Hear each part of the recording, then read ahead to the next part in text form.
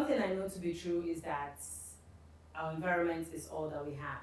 So in order for our environment to take care of us, we have to take care of our environment. Hey you, and welcome to another episode of YouCouldWithViva. And on this episode, the topic of this episode is talk or collection. Now, talk or collection could mean so many things. It could mean useful, it could mean non-useful. But today I'm going to be talking with someone who is an environmentalist. You know, it's not as if I've not heard this before, but I feel like that job, that particular portfolio for someone, what does it actually entail? Hello, hi, Fortune. How are you doing? I'm fine, thank you. You are an environmentalist. Yes. And I feel this entails so many things that I do not know about. Okay. So I'm going to leave it in your hands to actually explain it to me what it means. Okay, an environmentalist, first of all, is a lover of the environment. Okay, that doesn't mean others out there don't love the environment, but it means taking or making deliberate actions towards protecting our environment. It's all encompassing. It takes a lot of due diligence. It takes a lot of learning and unlearning and relearning new things. Not just learning, also practicalizing what you learn and what you preach about. That's like the most important thing. Yeah. Yes. Okay. So, I feel like I should just start from the time we met. I mean, everybody talks about it, like did they meet, right?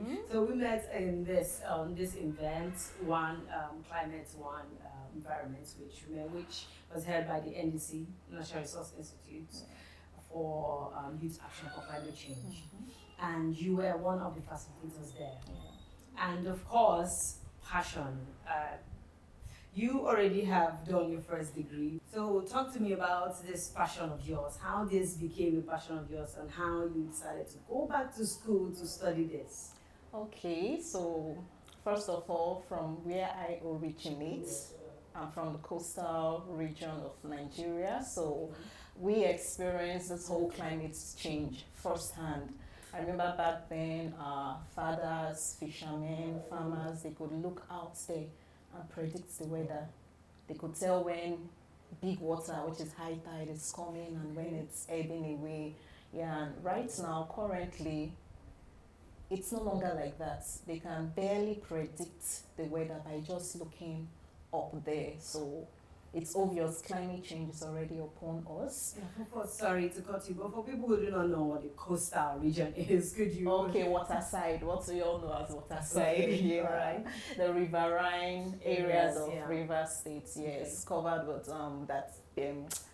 We stay close to the river, the water, yeah, and most times their major activities include fishing, so which means we spend a lot of time in the rivers, yeah. So over time you get to see these fishes, crabs, they are entrapped with plastics, this waste that we dispose of, and you see some of them die in the process. Like after some days, when high tide comes, it pushes them out to the shore and you see a crab like entrapped in all this waste we dispose of. So yes, it's beyond us. It's affecting the aquatic habitat as well, and when it affects the aquatic habitat, it affects us indirectly as well. So yeah, it entails how our activities are hurting our environment, hurting not just man, but other living forms of life here on Earth. So.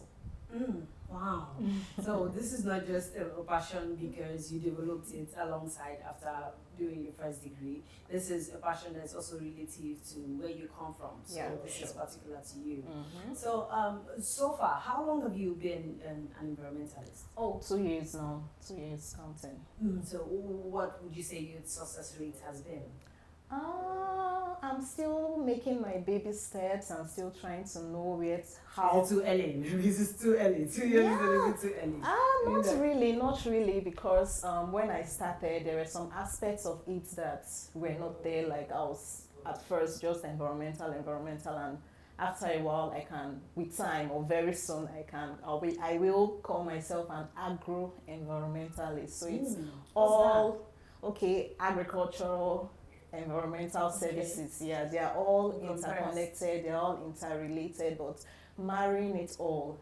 Yeah, so that is why I say I'm still making baby steps. I'm still learning, unlearning, and trying to know where exactly I'm delving towards. So. Yes. Now I want to talk about waste because, of course, waste management is one of the things you do well. And way before we started recording, you were telling me about how water is. I was telling you that you've ruined water for me. Tell us again how the water that's worst case scenario from the latrine, the water I poop inside and I wash my hand. How is it back to me? How am I using it again? Okay, there's this system, more like a wastewater treatment facility that these water pass through and come back to us. Yeah, so nothing is really a waste. So, we have the idea that, you put the sumo on the floor and then it gives you fresh water from down. Yeah, the groundwater is there, water from the stream, water from the river, but as well, like currently most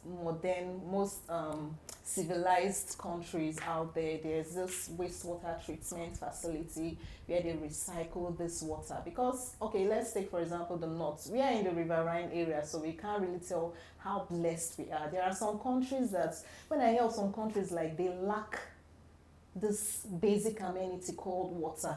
It's something I have never experienced. And I can't even imagine what it's like. Like they say, to get a source of good water is difficult or almost impossible. Like a country's major problem is water. It's unfortunate. So that's why worldwide they'll always advise, or globally they'll always advise, save water. Don't waste water. Yeah, that's because we may not understand, but there are some countries, even here in Nigeria, some states that find it difficult to get good water. Like they have to dig deep and all. But here in the riverine areas, like water is, we play with water, we do a lot of things with water. So the system is, obviously different for people living here in the riverine area and compared to out there. Yeah, but that doesn't mean we shouldn't save water. No. It's all part of our stewardship towards our planet. We should save water. So even if we find ourselves tomorrow in an environment where water is very conservational, we already have it in us that, okay, we need to save water. Water is not to be wasted. Yes, so. I'm trying to imagine. Imagine how does this water naturally get recycled? Is it because it goes way deep into the floor? I'm imagining as to the fact that this stuff and these machines or devices that are being put into the ground goes way deep.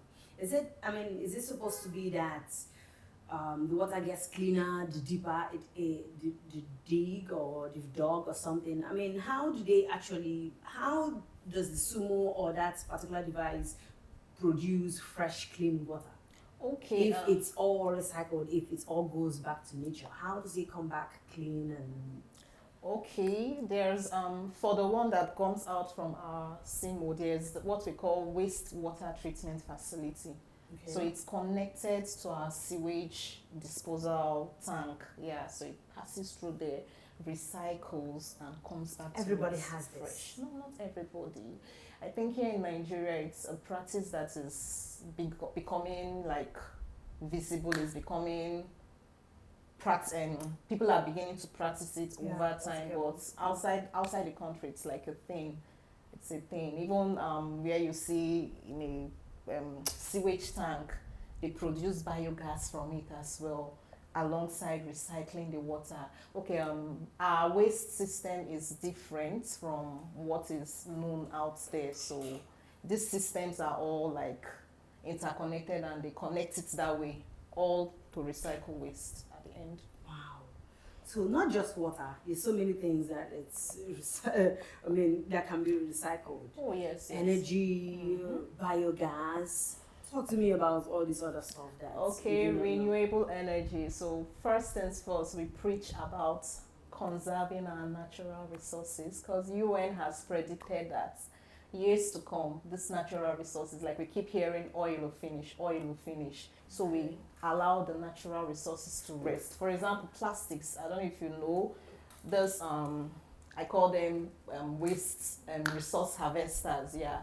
You see them picking waste, plastics, and that's all. One thing I so much enjoyed about the farm when we had that conference. Resource harvesters. Yeah, you see them pick this waste, and these plastics are actually recycled. They actually reused instead of going to the source, which is petroleum.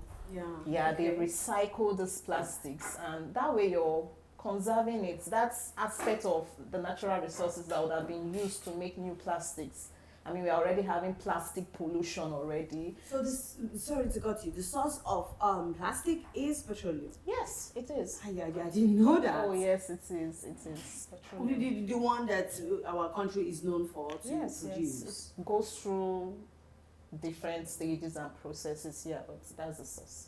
So, I mean, is this like done while refining or after refining or during refining? I mean, I'm just trying to get the idea and how it turns into plastic or how. Like I said, it goes through so many processes, yeah, before it comes out like that.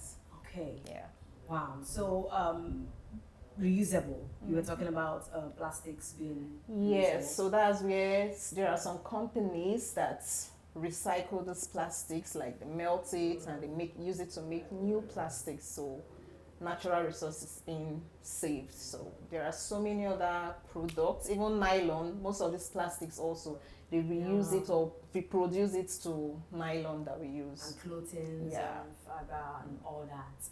Wow. So what is this 2030 goal?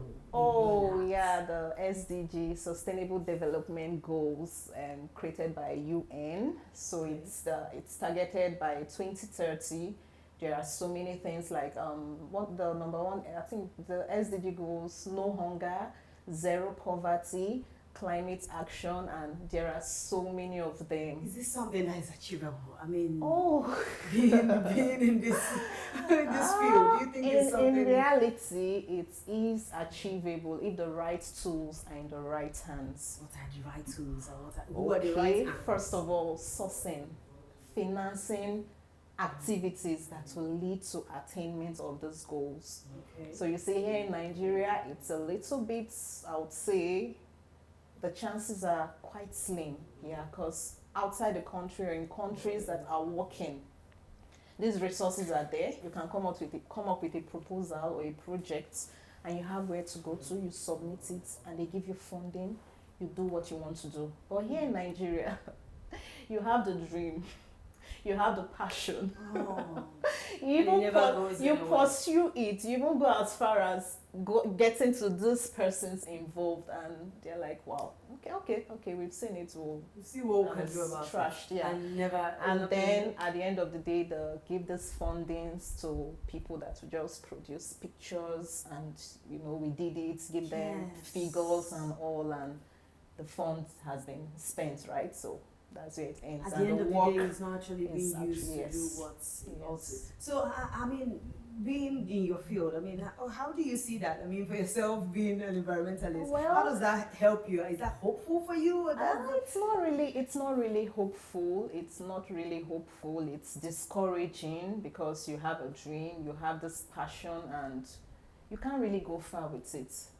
So it's so sad, it's really sad, but what can we do? The little way we can, we try to create our own impact, we try to make our own impact, irrespective of our leaders up there.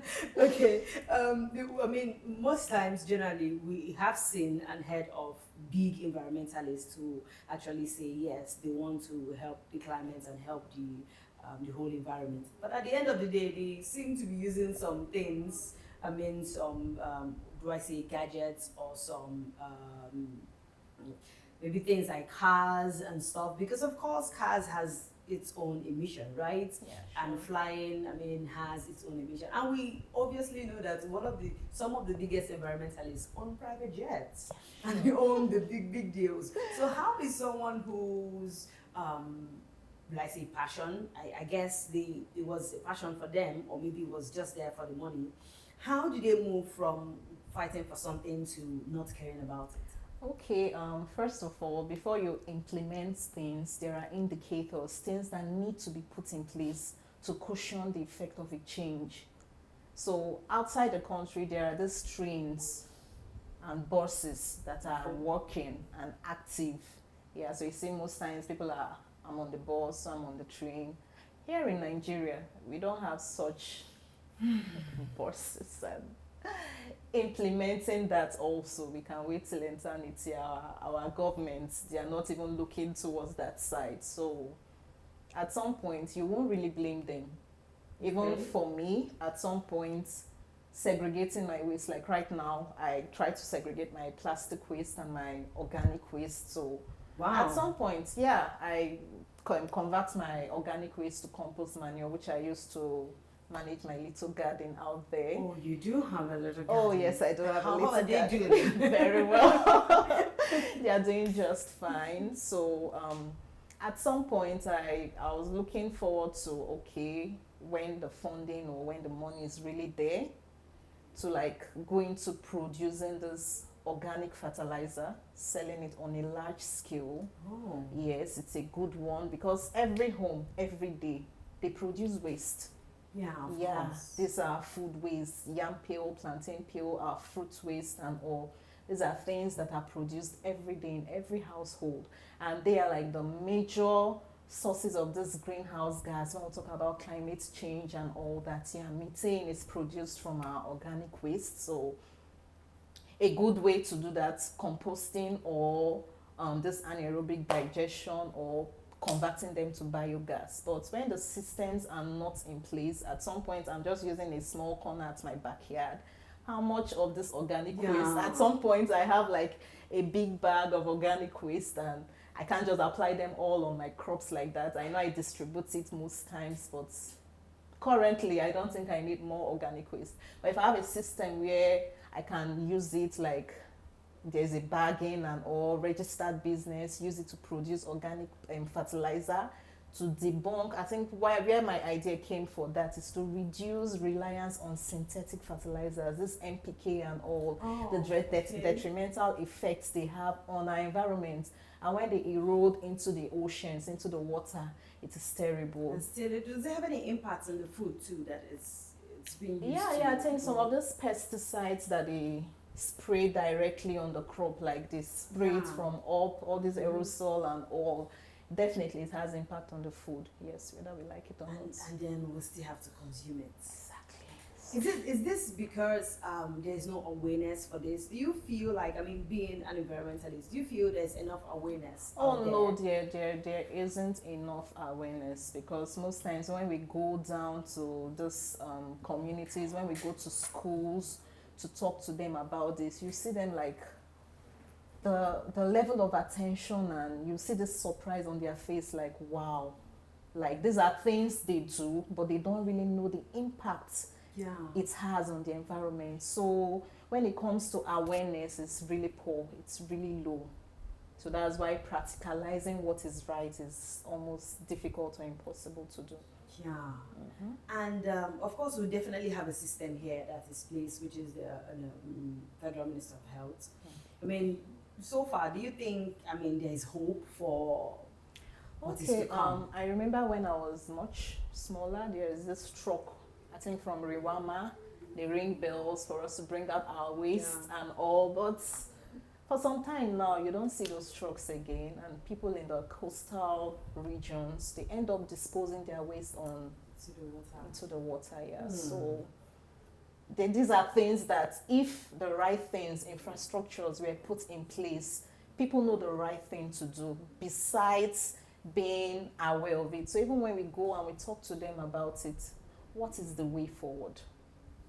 Are there infrastructures in place? So if we stop doing this, the right thing is there for us to do. So it makes the whole thing really discouraging.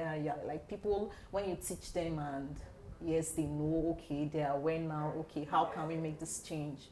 And we alone, we can't really make the whole change. Like it's a really little thing we do, yes. So we just do the little we can, like in our own way. They say make your actions to count. So that's just what we do. So do you think what's it called? The best way to go is to produce less waste, or to I don't know, is it best that we use less things that will produce waste, or we should just maybe increase our waste so we can help to, renew this energy and help the environment? No, reduce the waste, we talk of buying much more quality stuffs. Like there are some clothes you would buy and it will last you longer than this Bendan Select. There are some, this Bendan, I think it comes from outside the country down here and we go to buy it.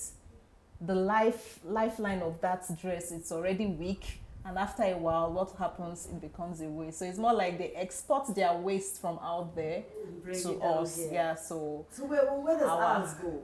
Okay, it ends up on our water bodies. You see, our waste dump sites are always very large. Out there, you don't see waste by the roadside, no.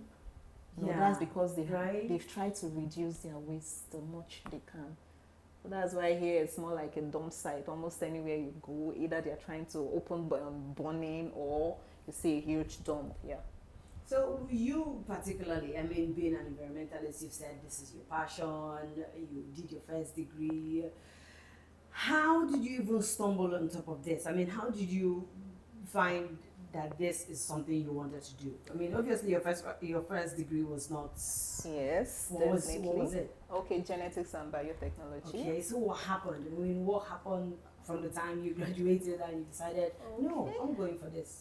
My second degree, environmental, I didn't actually want to do it because fine, I've been hearing about it and it was a thing, but when I went to pick up the form, the course I wanted to pursue wasn't in Port Harcourt, and I schooled in Calabar, so going in line with genetics and all, I needed to travel back to Calabar, which I didn't want, so I more like settled for environmental. Yes. So it's almost like a shove in the right direction. Yes. It's part of something I'm ever grateful to God for. Thank God I was pushed in this direction. So you say where it all started. So during my first semester, we had this course and we had a project to do on waste segregation. So our lecturer, Dr. Babatunde, he told us, he helped us, he equipped us, got color-coded waste bins, and we labeled it, placed at 4 strategic locations in University of Port Harcourt for collection of waste. So every day we drop them.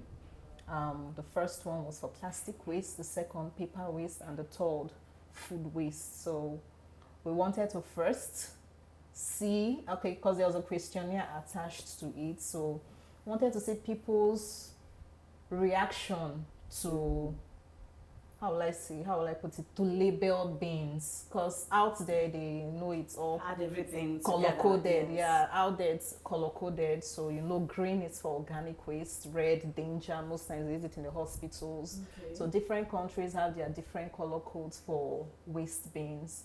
So we used green for organic waste, which is most definitely known. Okay. We used brown for paper waste, and then we used blue for plastic waste. So our responses wanted to see. Definitely there will be some persons that will look at it, wow, this is new, what is this? Okay, I have plastic. Okay, let me put it where plastic is. We actually labeled it with paper. Yeah, and I have food waste. So it was like the 3, like the blue, yes, the brown, and at one spot. Yes, at one spot, and around the school, yes. So I most times because to show how dedicated I was, when I'm not having lectures, I sit close to the bins. Wow. And I observe people's reaction towards it. So some persons, for this Nigeria, I beg you, don't deliberately drop the wrong thing in the wrong bin. Who is doing that? You and me. Some of them will be like, this people just waste their time. And one girl literally joined the 3 together. We need to do this kind of thing for Nigeria, I beg. Oh my God. Inside one. Who do them? Who do they whine with all these kind of things? I beg. Young people. Yes, young people. So it can tell you where we are going. First, the awareness is not there, the passion is not there. We forget that. They don't even care. For the environment, they don't even know. And you won't really blame them. Most times they don't know. So I think on 1 or 2 occasions, I actually gave some of them the questionnaire to fill and explained further the importance of this. And they saw reasons. They were like, wow, okay. I didn't know. And I think the few I met, they acknowledged that they didn't see it in that light. So the awareness truly is not there. Like you said, the passion also is not there. We are used to this whole Nigeria system. I don't care, this kind of thing. They whine us for this country. It not gonna work. So seeing it there, like we did it for a month. So some persons, this behavioral change, seeing it the same position every day. So persons with time, at first they may just drop it and pass. The next day they are saying it the same thing. Let me see, what is it about?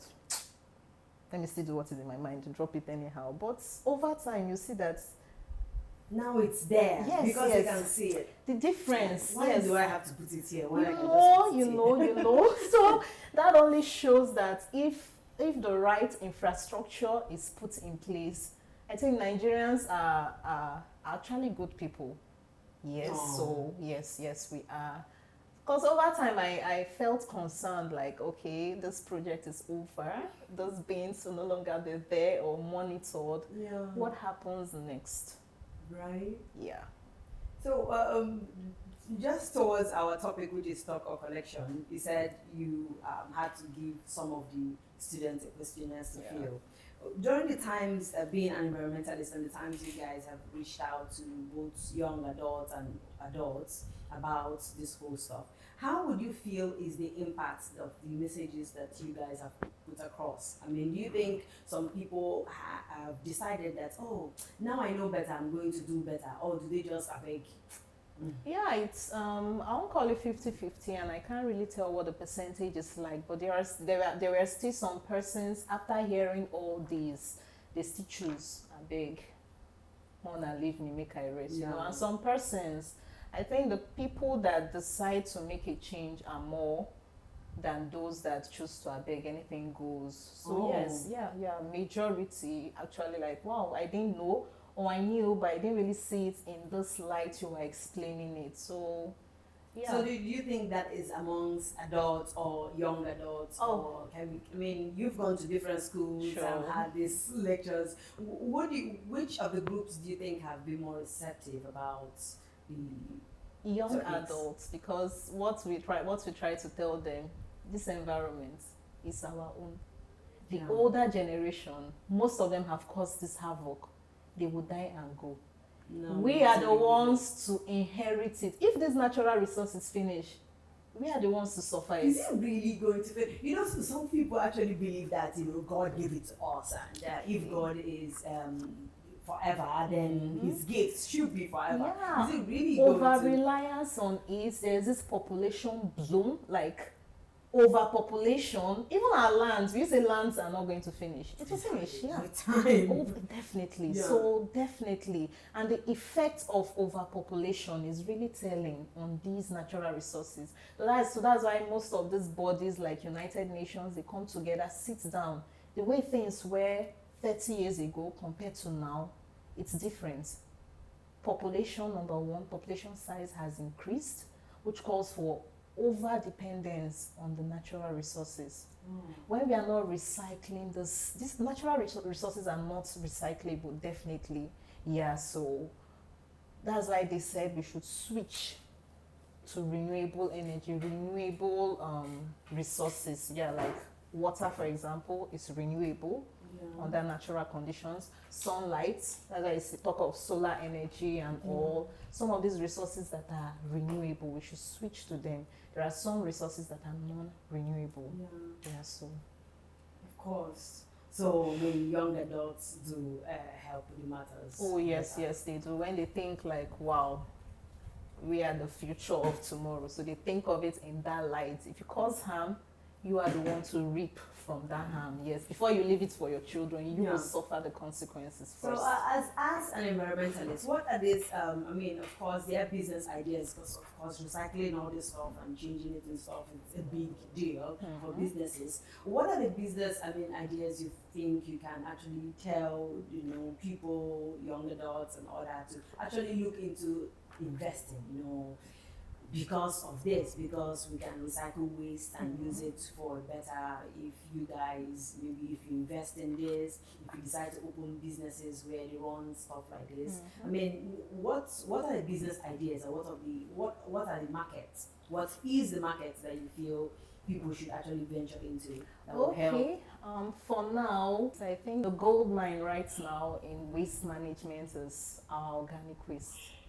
Food waste, little or nothing is being done about it, and research shows that 70% of our waste out there is organic waste. You see these resource harvesters, nothing concern them, concern all this plantain, potato and all those things that you dispose. No, it's iron, plastics and all that. So that is like what is obtainable right now. So how lucrative is this venture? How lucrative is this market? I mean, young people decide to, since we definitely are producing waste, why don't I make money off it? How lucrative is it? Okay, very lucrative, because on LinkedIn is more like a global village. You see what people out there are doing. So there's this BSF, Black Soldier Fly farming. Yes, it's like a thing out there, but here in Nigeria, it's like most people have not heard of it before. So this Black Soldier Fly, more like this fly we know, they give birth to maggots, and unlike fly we know, this BSF, their larvae feeds on this waste. So unlike compost manure that takes like 60 to 90 days to decompose completely to form what is obtainable to be used in farms, which is compost manure, these larvae of BSF, they decompose, or they break down this organic waste within, I think, 24 to 48 hours. Wow. Yeah. So in the process, this larvae, they are consuming it definitely. So from something really small, they grow very big, very fat. More like this fly that's... Why don't we have that here? I mean, is it something... the fly, of course we have Black Soldier Fly, but we are not really exploiting it. Yes. So yeah, it's something I've actually practicalized. So what they do out there, this larvae now, it's very rich in protein, like very rich in protein. And out there, they use it, or they inculcate it into livestock feeds.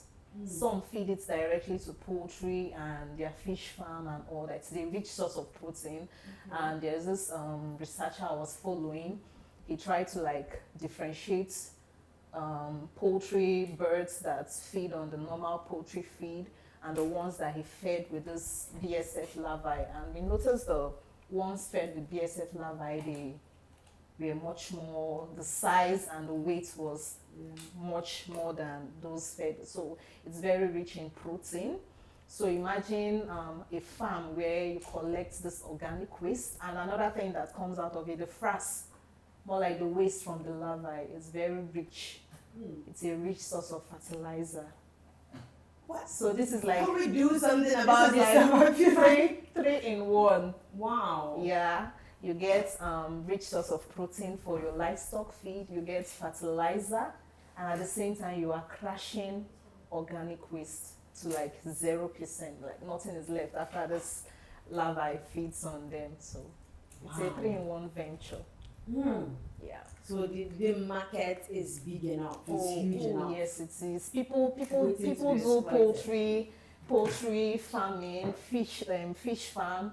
With this dollar rate and all, people will start complaining, to import this poultry feed, it's difficult. Even the fish farm feeds, they're really difficult. So how about we begin to produce ours locally here, make use of what is around us. Yeah. Yes, and it's a really big market, it's a big deal. And imagine if we have about 50 persons in River State here hunting for organic waste, like in the markets like this, and market women are removing this their ugu and dropping the stock. You see someone by the corner gathering it to go and feed to BSF, before you know, Nigeria is going to be waste free. Like, we are all our waste, everything is gone. I'm very sure that the women will be like, hey, why? Every time they'll start selling it. Because I remember when I was trying to do my compost manure and all, I tried approaching this Bole women. Okay. To get their waste, and they were like, people they come buy them, people that rear goats. So I was like, wow, it's a good thing to know that this waste is actually being used. Yes, again. in use, yes. So I was really excited. I remember there was a time I went to a school and they were because we teach them how to make compost manure from with waste, and also I collect this waste and I go to give them. So there was this school that the students were really being nonchalant. So it was actually because head teacher was not around to supervise our activity, and I was like, this waste you're actually doing like this. I deprived a goat a meal, because had it been I didn't collect it, they would have given it to goats to feed on. So nothing is a waste at all. Nothing is a waste. Nothing is a waste. You really are passionate about this. Oh yes, I am. And it's very interesting to know that, and I wish and I hope that our country can actually help and have backends for people who are quite passionate about it. But of course you are hopeful, but not quite hopeful of the outcome. Next 6 years, right? We were talking about the next 6 years.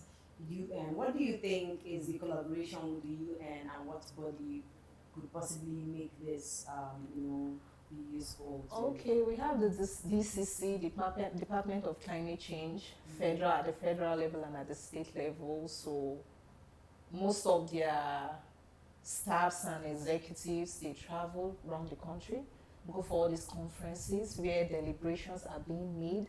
Like in November, we are going to be having this COP29. It's more like a climate change conference. Okay. Yeah, they call it Conference of Parties. So these were executives around the world, climate change, youths, climate action youths and all. They come together and they deliberate. They pass bills and all, regulations towards climate action. So when these deliberations are being made, the fundings are also provided. So when everybody departs, go back to their countries, it is expected such things should be implemented. Like the program we went for, I remember you were very specific about asking, what is the way forward? Yes. Is it all going to end here? Yes. And they could not even give a definite answer, like, okay, we are going to set up panels. It's like September now. Next week, schools are resuming again. Exactly. We brought these young people together. We talked about environmental clubs. And the youth were so enthusiastic. They wanted to know more. So it's so sad when you elevate, like awake something in them, spark up something, and you just it deflates with time. It's so sad. Oh yes, it's so sad, because if certain things are put in place, it is achievable. But those in charge, where the budget and fiscal policy is being made, they know the right sources. They know where, if this fund's going here and here, they'll be doing. Yes, but are they really willing to do it? Are they willing to do the right thing? Because right now in Nigeria, it's like corruption is the call of the day. Everybody at the little office, the little opportunity they get is to explore. Everybody's talking of Japa. So imagine someone getting that kind of fund. Okay, guy, use and do this thing. The first thing that will come to his mind is, man, send my family, come on, go first. And then the peanuts that is left, they gather some youth climate action people, come together. Okay, they're gonna take this 20,000, 50,000. These are like budgets that you're talking of billions and millions were pumped into it, and at the end, the people that get to do the work get peanuts. And that is why you always see them with cameras when they are doing something good. Oh, snap, and it ends there. All is to go back and give account. Okay, this was how we spent the money. Are there follow-up? Are there bodies put in place? Okay, for all these things we have done, what are the indicators to show that impact was actually made?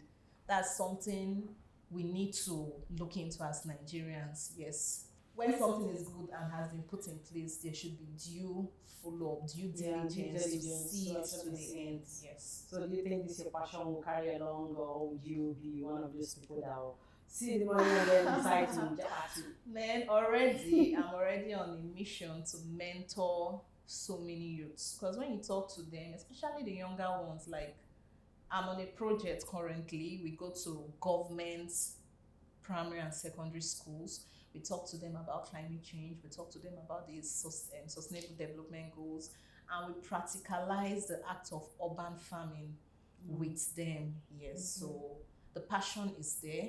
The follow-up is also there. After we have our first sections with them, we meet with the principals, we form environmental and agricultural clubs. The pictures, the videos are there. You see the whole enthusiasm in the students. Yeah, for now it's all our funding. We get seedlings from the market, cucumber, cassava stems. Yeah, I collaborate with the farm at Uniport. So when they harvest cassava, I get the stems. We take it to these schools. We teach them how to plant. Let them know that the food they eat, they too can put in their own little way. They don't really need a large farmland, and that's where urban farming comes in. Because we teach them waste segregation. Okay, for your plastic waste, you recycle it. Your food waste, you convert them to compost manure. So the next question comes in, this compost manure now, what am I going to use it and do?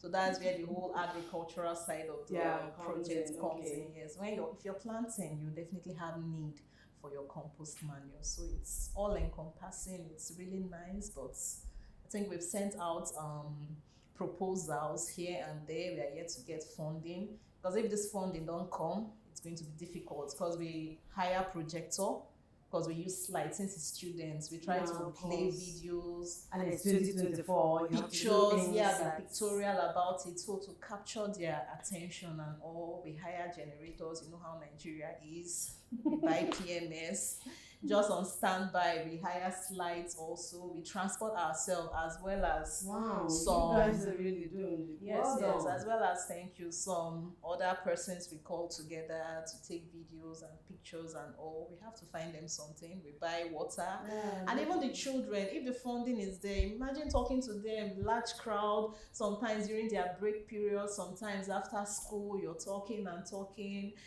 They are hungry. Fine, the interest is there, but you just see the tiredness on their face. So I remember the last time we came with bags of water. You need to see the way they rushed, like almost falling, and we were like, don't worry, there is more. And we were like, wow, if only the funding was there. At least if we could buy something they could snack on, while listening, it's going to go a long way. Their simulation and everything is going to be increased and also. Well, I have to say thank you and well done you and every other person who at least is doing something good to help that. Thank you so much for coming, Fortune. This is definitely something I enjoyed. I mean, when we met, I said I had little or no knowledge in it, and I'm just curious. I'm literally a curious enthusiast. I wanted to know more, and thank you for granting me this interview. And you guys heard it. Our environment, our climate is all we have. Do not forget that. I'm your host, Viva, and do not forget that it's all our first time here on Earth, so keep in mind that yays, lovers, and glasses of wine, these are the things that should never be counted. See you next time.